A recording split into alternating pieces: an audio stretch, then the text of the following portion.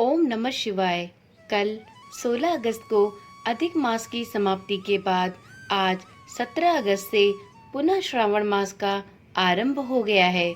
श्रावण मास के आरंभ से एक चमत्कारिक उपाय को यदि आपने कर लिया तो अब तक आपने जितने भी दुख और कष्ट झेले हों, अब इस उपाय से उन दुखों जैसे व्यापार में घाटा, नौकरी की परेशानी, आर्थिक तंगी इत्यादि को दूर किया जा सकता है। पूज्य गुरुजी पंडित प्रदीप मिश्रा जी ने बताया है कि अब श्रावण मास के कुछ ही दिन शेष रह गए हैं।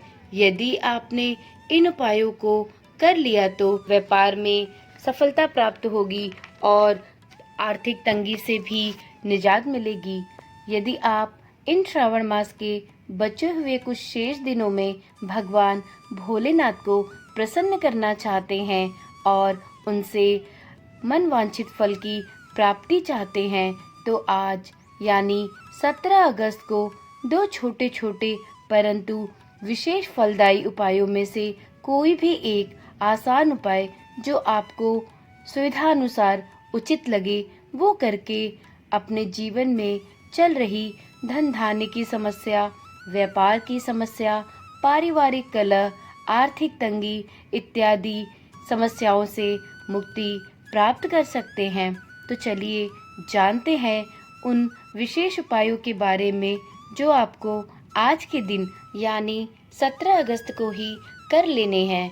तो पहले उपाय के लिए आपको 1 या 2 टुकड़े गुड़ के ले लेने हैं, क्योंकि आज है गुरुवार का दिन अर्थात भगवान बृहस्पति का दिन और आप सभी जानते होंगे कि बृहस्पति भगवान को गुड़ अत्यंत प्रिय है। और इसी के साथ आपको 7 चने की दाल ले लेना है। 7 यानी 7 चने की दाल लेने से पहले इस बात का विशेष रूप से ध्यान रखें कि चने की दाल खंडित नहीं होने चाहिए। फिर इसी के साथ आपको 1 लोटा जल ले लेना है और अब इन 3 सामग्रियों को एकत्र करके आप किसी पास के ही शिव मंदिर में चले जाएं। पूज्य गुरुजी ने यह भी बताया है कि यह उपाय आज के दिन सुबह से लेकर शाम तक आप कभी भी कर सकते हैं और यह उपाय महादेव को प्रसन्न करने के लिए तो है ही, साथ ही इस उपाय से भगवान विष्णु को भी प्रसन्न किया जा सकता है। ध्यान रखिए, ये उपाय केवल उन्हीं लोगों के लिए विशेष रूप से फलदायी है जिनके जीवन में धन को लेकर निरंतर समस्या चली आ रही है, व्यापार में घाटा हो रहा हो और भाग्य उनका साथ नहीं दे रहा हो, दुर्भाग्य लगातार बना हुआ हो, एक समस्या समाप्त न होकर उससे पहले ही दूसरी समस्या सामने आकर खड़ी हो जाती हो, धन प्राप्ति के मार्ग नहीं बन रहे हों, तो सिर्फ उन लोगों को ही ये उपाय करने चाहिए। तो शिवालय में पहुंचकर अपने साथ ले गए 1 या 2 गुड़ के टुकड़े को ले लें और 1 लोटा जल लेकर उसमें वो गुड़ डाल दें। अब जो 7 चने की दाल ले गए हैं उन्हें थोड़ा जल डालकर उसे गीला कर लें और शिवलिंग पर एक एक करके चने की दाल समर्पित करना है। 1 चने की दाल शिवलिंग पर समर्पित करिए और श्री शिवाय नमस्तुभ्यम मंत्र का स्मरण करिए। दूसरे चने की दाल शिवलिंग पर समर्पित करिए और पुनः श्री शिवाय नमस्तुभ्यम मंत्र का स्मरण करिए और 7 चने की दाल को इसी प्रकार एक एक करके श्री शिवाय नमस्तुभ्यम मंत्र का स्मरण करते हुए अर्पित करते जाना है।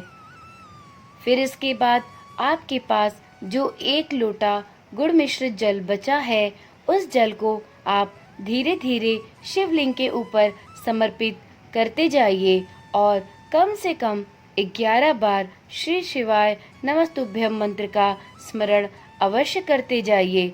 जितनी देर तक आप जल समर्पित करें उतनी देर तक में आप 11 बार श्री शिवाय नमस्तुभ्यम मंत्र का स्मरण अवश्य करिए और फिर शिवलिंग के सामने बैठकर आप अपनी वही मनोकामना, वही इच्छा जिसके लिए आप इस उपाय को कर रहे हैं, वो महादेव से पूरी करने के लिए प्रार्थना करिए।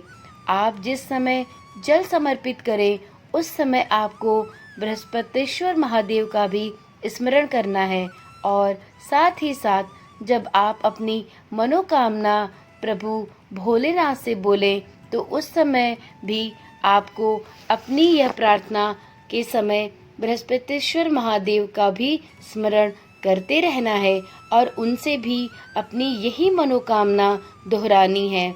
और इसके पश्चात ये उपाय करके आप शिव मंदिर से अपने घर वापस आ जाए। यह उपाय करके आपकी अब तक की चली आ रही समस्या निश्चित ही दूर होगी। तो चलिए देखते हैं दूसरा उपाय किस प्रकार से किया जा सकता है। पंडित प्रदीप मिश्रा जी के अनुसार इस उपाय से भी आपको धन धान्य समृद्धि, व्यापार में सफलता आदि सभी लाभ प्राप्त हो सकते हैं। और इस उपाय में सबसे अच्छी बात यह है कि आपको कहीं भी अन्यत्र जाने की आवश्यकता नहीं पड़ेगी। आपको इस पूजा को, इस उपाय को अपने घर में ही रहकर करना है। इस उपाय के लिए आपको 1 लोटा जल, 1 चुटकी हल्दी और 11 चावल के दाने लेने हैं, परंतु इस बात का विशेष ध्यान रखें कि चावल के दाने खंडित नहीं होने चाहिए। फिर इन तीनों सामग्रियों को लेकर आप अपने घर में जहाँ पर आपने तुलसी जी का पौधा लगाया हो वहाँ पर चले जाइए। और आप ये जानते होंगे कि आज के दिन यानी बृहस्पतिवार के दिन तुलसी के पौधे में अगर कोई भी उपाय किया जाए तो वह निश्चित रूप से फलित होता है। तो इस उपाय को करने के लिए आप अपने लोटे के जल में एक एक चावल को डालते जाइए और प्रत्येक चावल के दाने के साथ ओम महालक्ष्म्याय नमः या ओम नमो भगवते वासुदेवाय मंत्र का स्मरण करते जाइए। आपको 11 चावल के दाने प्रत्येक बार इस मंत्र के साथ ही जल में डालते जाना है। और जब ये पूरे 11 दाने आप अपने लोटे के जल में डाल ले तो जो 1 चुटकी हल्दी रखी है आपको उसे भी इसी जल में मिला देना है। और उसके बाद 11 बार इस मंत्र का स्मरण करते हुए उस जल को माँ तुलसी के पौधे में पूरी श्रद्धा भाव के साथ समर्पित कर दें। और ध्यान रखें कि यह कार्य जब भी करें सूर्यास्त से पहले कर लेना है। सूर्यास्त के बाद इस उपाय को नहीं किया जाना चाहिए। और इस उपाय को करने की खास विशेषता ये भी है कि यह उपाय महालक्ष्मी और विष्णु भगवान को भी प्रसन्न करने का एक अवसर प्रदान करता है। इस उपाय के द्वारा हम जहां भोलेनाथ को प्रसन्न करने का प्रयास कर रहे हैं, उन्हीं के साथ साथ माँ लक्ष्मी और विष्णु भगवान की भी स्वतः ही पूजा आराधना कर पाते हैं। और इसी के साथ साथ माँ तुलसी को भी हम जल समर्पित करके उन्हें भी प्रसन्न कर सकते हैं। जब आप यह तुलसी जी में जल डालने वाला उपाय करें और आपके पास शाम के समय अगर समय हो तो आप एक और उपाय कर सकते हैं। शाम के समय मिट्टी के दीपक में या आटे का दीपक बना के एक लंबी बाती का दिया भी तुलसी माँ के सामने रख सकते हैं।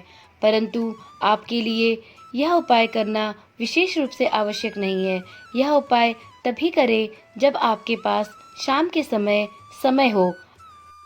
तुलसी जी के नीचे दीप प्रज्वलित करते समय आप 11 बार ओम महालक्ष्म्याय नमः या फिर ओम नमो भगवते वासुदेवाय मंत्र का स्मरण कर लीजिए। और अगर हो सके तो अपने दीपक में 1 चुटकी हल्दी भी मिला दीजिए। गुरु जी का कहना है कि 1 चुटकी हल्दी जब दीपक में डालकर तुलसी माँ के सामने रखी जाती है तो यह उपाय अच्छे कार्य को बड़ी ही सफलता और सरलता के साथ करवा देता है। और इस हल्दी के दीपक के उपाय से माँ लक्ष्मी बहुत ही प्रसन्न होती हैं। आपको धन धान्य और ऐश्वर्य की भी प्राप्ति होती है। इस प्रकार पंडित प्रदीप मिश्रा जी द्वारा बताए गए इस उपाय को करके देखिए। आपकी अब तक की चली आ रही सभी समस्याओं का प्रभु भोलेनाथ निश्चित ही समाधान करेंगे। और इस वीडियो में बताई गई जानकारी यदि आपको ज्ञानवर्धक लगी हो तो कृपया करके इस चैनल को सब्सक्राइब करें और हो सके तो इस वीडियो को ज़्यादा से ज़्यादा लोगों तक शेयर करें, जिससे कि सभी को इन उपायों से लाभ मिल सके। और अगर आप भोले बाबा के भक्त हो तो कमेंट में ओम नमः शिवाय लिखना ना भूलें। धन्यवाद।